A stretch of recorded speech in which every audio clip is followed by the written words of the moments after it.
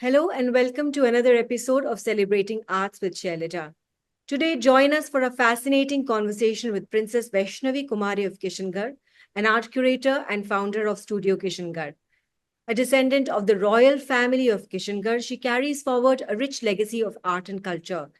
In 2010, she established Studio Kishangarh with a singular mission to revive and reimagine the exquisite Kishangarh miniature art form.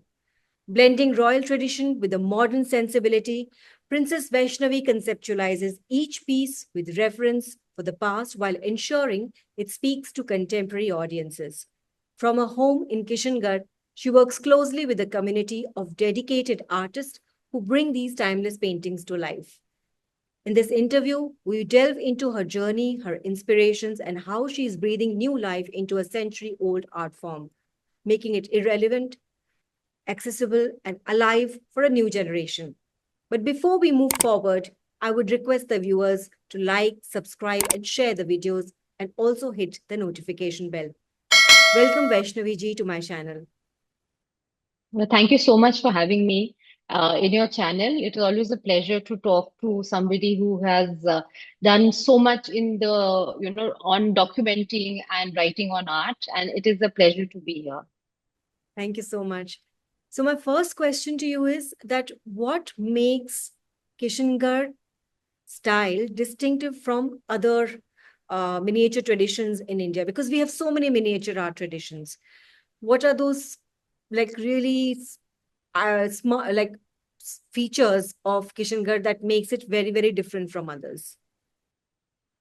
So, that's actually a very interesting question, and it is a very apt question. So, as India, in the last 400 years at least, there have been these fantastic schools of miniature painting that are, they're called the Rajput schools, and you have the Mughal school and the Pahari school and all. So, every area, around starting from the 1600s, developed their own sort of style of painting.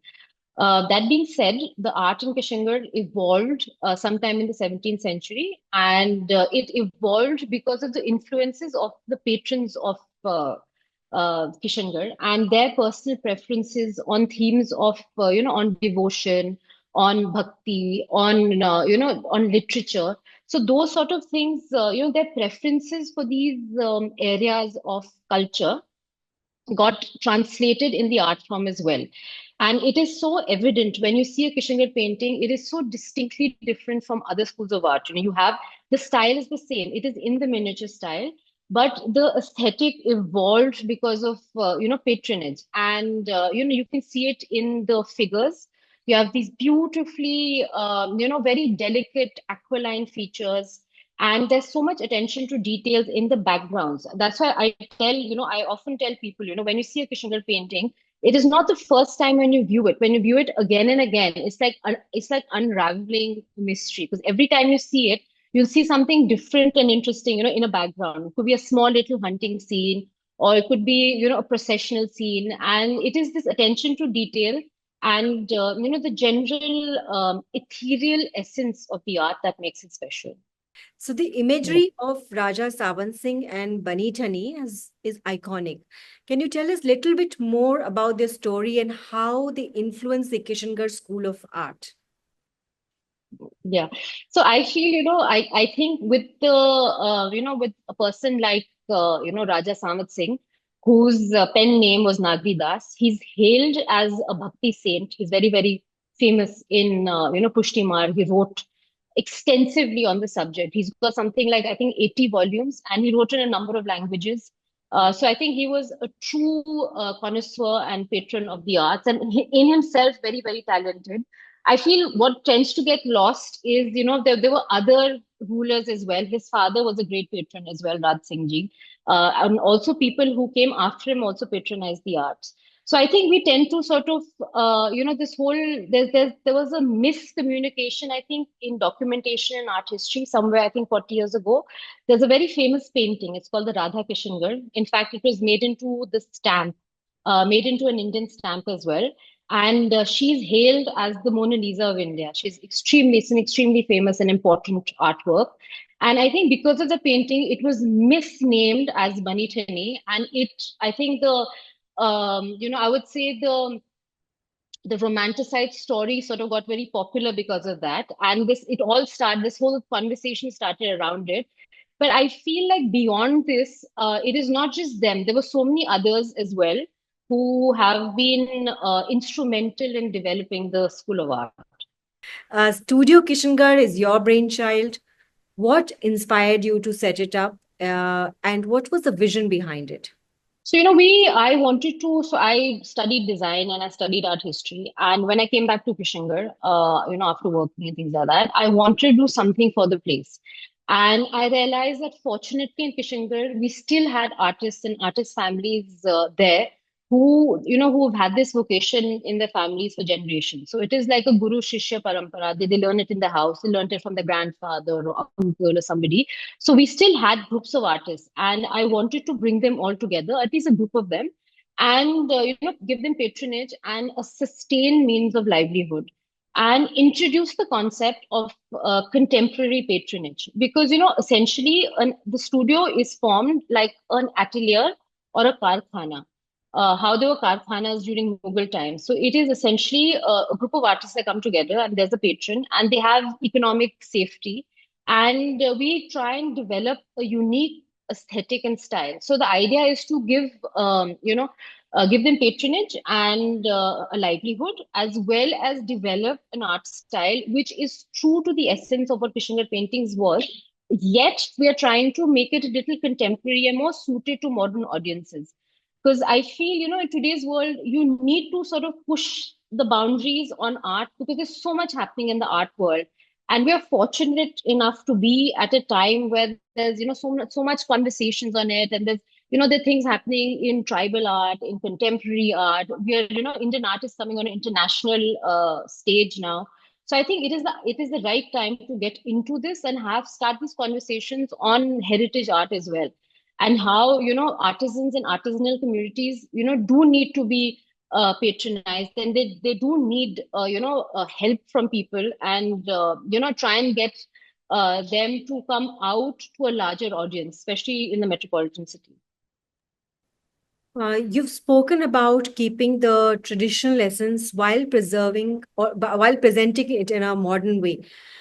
Tell me how you strike that balance. How do you reinterpret classical themes for today's audiences? If you can give me specific examples. So we delve into this topic. We've actually thought about this quite a bit, and we've experimented extensively. So we do it in two ways. The first is to work with different mediums and materials.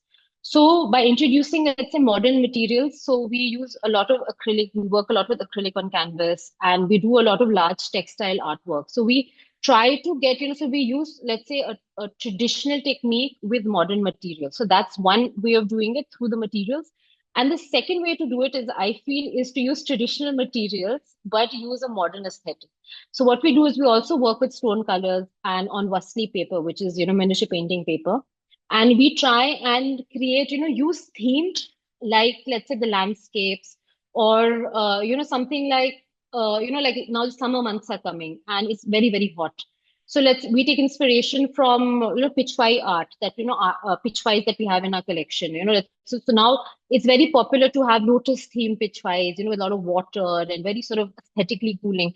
So we'll take that idea and concept and interpret it in our own way. So we'll sort of do a modern lotus with in a different sort of style.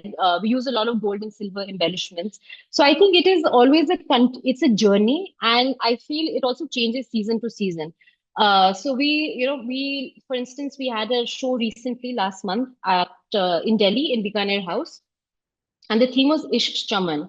It is a poem by Raja Sawant Singh, and it sort of talks about, it's the garden of love, and it talks about, it's a Rekhta poem, which is very very heavy on the themes of bhakti and devotion. Yet it was very very modern for its time. It was written in the 1700s, and we took inspiration from a poem that was, let's say, 300 years old, and we've taken the concept of let's say, the longing of love. So it's allegorical with the longing of with God. So we take these themes which are so often seen in literature from Kishangarh, and we try and interpret it in an art form. So I feel it's always interesting to have so much inspiration around us, and just to make it, sort of true to what there is, but also make it fun and interesting for modern audiences. Uh, Tell me about the artists you work with. Uh, what has it been like nurturing these artistic community? How many artists do you work with? How do you convince them to introduce new visual elements, modern contemporary elements into the traditional framework? Because they must have been doing traditional artwork for years, and but you came and you said, okay, let's introduce some contemporary ideas into it. How did they respond to it?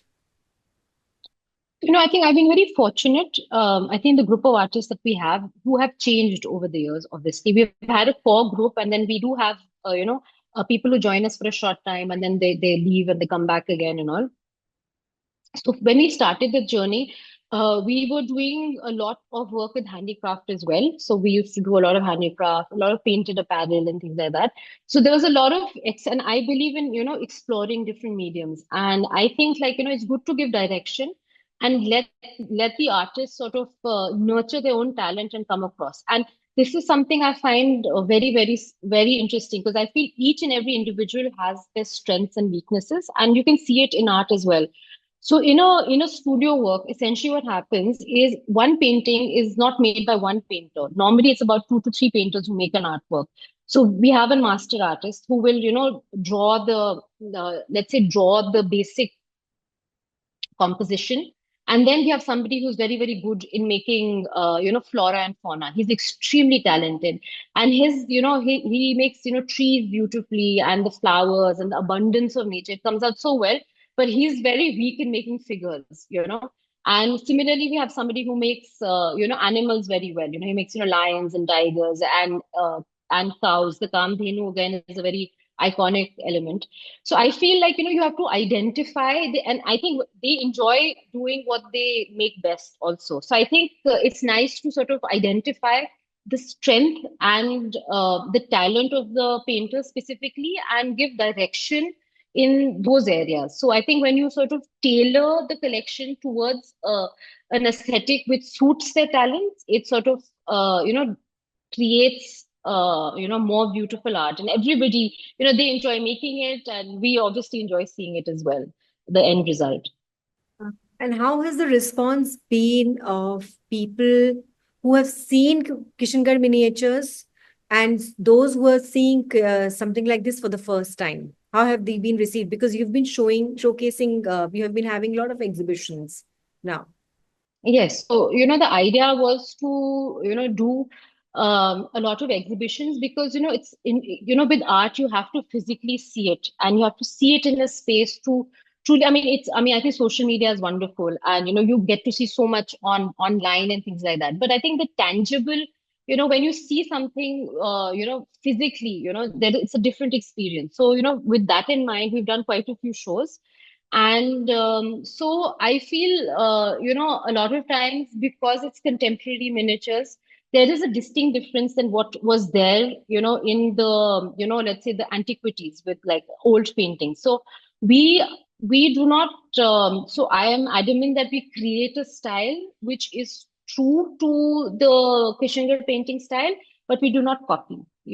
It's good to take inspiration from something that has already been done, but it is not right to just blatantly copy what was already there. And because the whole concept is that in 100 years time, we want to create a style that, which sort of has an impact in, the chronology of art as well, right? So they should be, it should be work that is important enough that, feels like, there was something that came about at this point, and there was a newer art form that came about, which is, a balance between traditional and modernity. For someone new to miniature art, where should that person begin? How do they appreciate a miniature art form, especially Kishangarh? What are those intricate details one should look out for? So, I tell everybody, I'm a museum goer. I absolutely love going to museums. And I would say, and I would encourage everybody who's, watching this, wherever you are in whichever city, I'm sure there is a museum. I mean, obviously Delhi and Bombay and Ahmedabad have fantastic museums, Bangalore, everywhere. Please go and see, the museum and see the art collection there. In most state museums, there is a collection on miniature paintings, which is on display, and as I said, it is a different experience when you see it in a book or you see it online versus when you see it physically. So when you see it, the tangible aspect of art, the experience is different. So please do go and visit, your nearest museum and see the art. And I feel like, the more you see and the more you sort of experience it, the more you will learn. And there's so many wonderful publications. There's so many academic books that have been written, a lot of coffee table books also that have been written. So if there is an inclination to read, I would again encourage, people to read on, miniature paintings. It is a very fascinating area of study.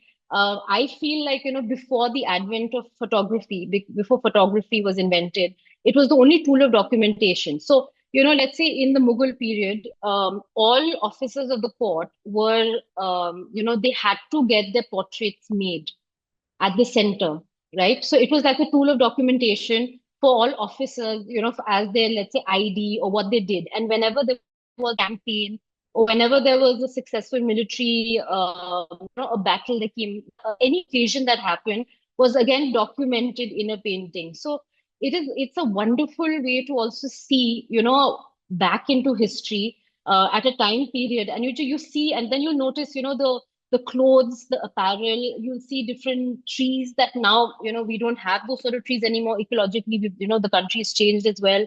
So the landscape is different. So it's a wonderful way to sort of experience, a point in history and, enjoy it as well.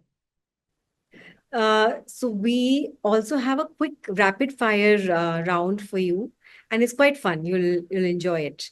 So so tell me about a painting from the Kishangarh school you could stare at for hours. That's again a good. I think that there's so many that I can't really say, but I will give a name of a painting which is easily accessible. It's called The Boat of Love. It is at the National Museum in New Delhi. It's on display. So please, whenever you do go to the museum, go have a look at it. It is a wonderful. It is, I think, one of the most beautiful paintings out there. Again, it is inspired by Sawant Singh ji, Raja Sawant Singh poem, and it is it's in a three-part perspective. There's Radha Krishna, and there, it's a scene that is divided in three pieces. So first you see the divine couple on a hill enjoying a picnic, and then you see them on a boat on the river Yamuna, and you see these lotus flowers floating, and you have these musicians singing on the boat. And finally they're on this, at the lower half of the painting, they're in a secluded grove where, if you notice deeply, there are no birds, there's nothing. It's just this dense foliage and, this beautiful chhatri type thing. And they're there in this secluded. It's a very romantic atmosphere. So it's a very interesting painting. It's beautifully done. And as I said, in a Kishangarh painting, when you see it for the first time and the second and the third, you keep sort of unraveling new things in it. And this would be a painting I would definitely encourage people to have a look at. Okay. I wanted to talk to you about that painting. Good that you selected that. Uh, one traditional motif or symbol you find really fascinating in Kishangarh art. So, what I really find fascinating personally is, the lotus. Yes. Because the lotus is so symbolic to Indian culture as well. You see it, in temples, in temple art, in architecture, you see it in paintings and all. They say, Kishangarh paintings are, the eyes in Kishangarh paintings are extremely distinct. They're very elongated, and obviously by the end of the school's, aesthetic, when the school was sort of, what do you call, at the tail end of it, they got extremely exaggerated. But I would say they're lotus shaped, and definitely the inspiration for the eyes comes from the lotus. So I think it has a lot of symbolism associated with it, with Lord Krishna and bhakti, as well as I think the physical aspect of being in Rajasthan and how it's hot. And when you see, a pool of water with lotuses, the sort of beauty of it in an arid area. So I think it's a very, interesting motif to definitely to see. If Bani Thani were alive today, how would you imagine she would dress or express herself? As I said, I think because of the thing, she has been a very popular, point of conversation for a lot of people. There were obviously other women who were very, very talented as well. But honestly, I haven't really thought about it. I think we tend to, so Bani Thani, she was not only somebody who was obviously very well dressed and fashioned. She was an very accomplished poetess as well.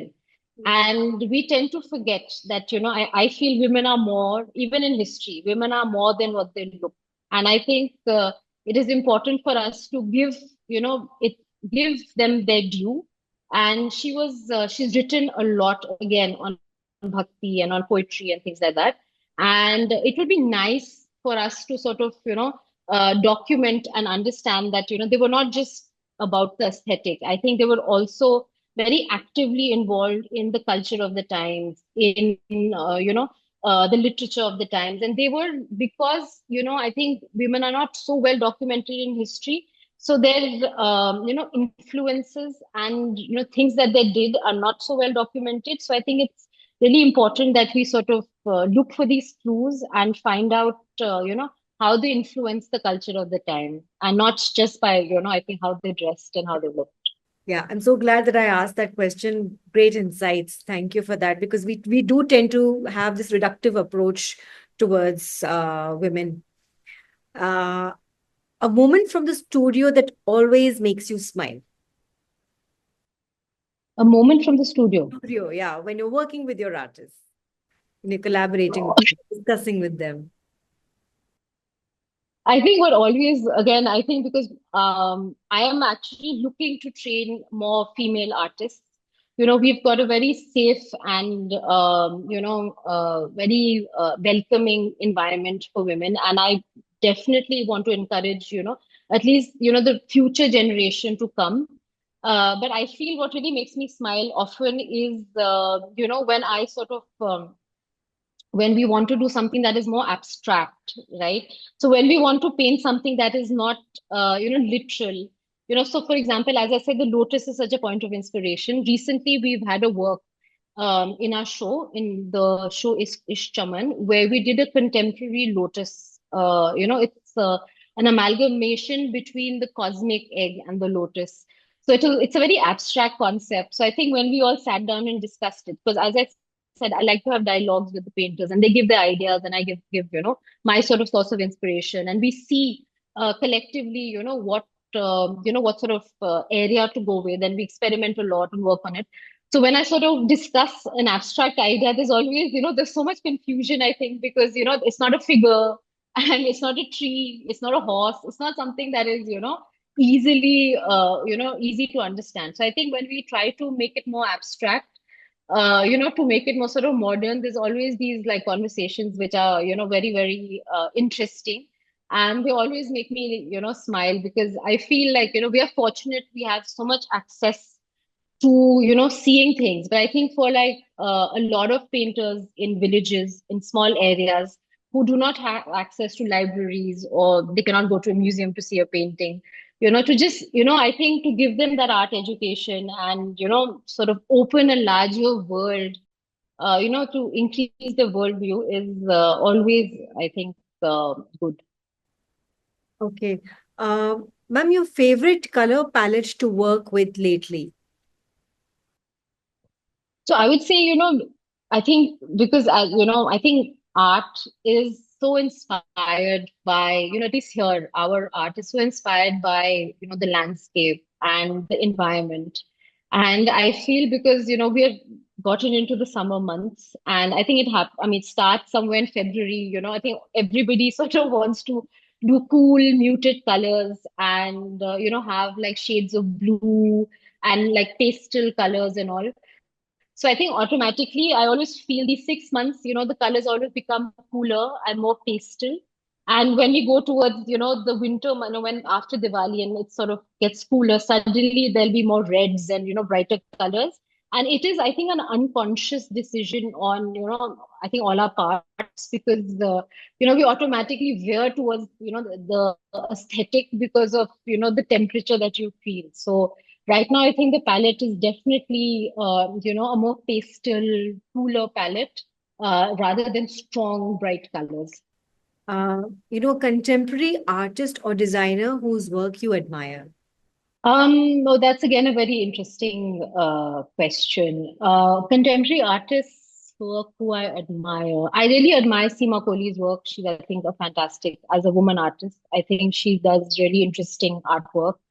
I personally prefer, I mean, obviously, I personally prefer, older paintings, but I really do enjoy, let's say the Bombay Progressives and, my favorite artist is Ganesh Pine, my personally, my favorite artist. So I think it depends on, also I think art is very subjective. I mean, it depends on where you are and, what sort of look you sort of enjoy. Yeah. And one dream project you would love to do with Kishangarh art in the future? I would definitely would like to do create a school of art, like to create a education program where we have teachers which who are not only local but people from outside as well, where we teach them, where we learn how to use traditional materials like let's say stone colors and things like that, how to make them, how to grind them, how to, use them, and we teach the style of painting. So, we not only encourage, people from in and around the city to be interested in this vocation because I feel, like so many other crafts in India, it is an endangered, a craft for sure, because of so much industrialization. And I think the younger generation does not want to get, it's a very painstaking vocation. So I feel a lot of the youngsters, the second generation, they don't want to do this anymore.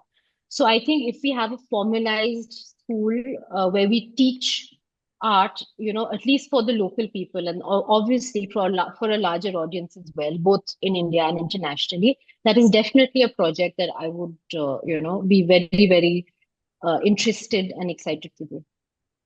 On that note, I would like to thank you for your time and sharing your thoughts and your deep commitment to tradition, your collaboration with local artists, and innovative approach to reimagining classical themes that remind us that heritage is not just about the past, it's a living, evolving story. Thank you so much once again, Vaishnavi ji. Thank you very much.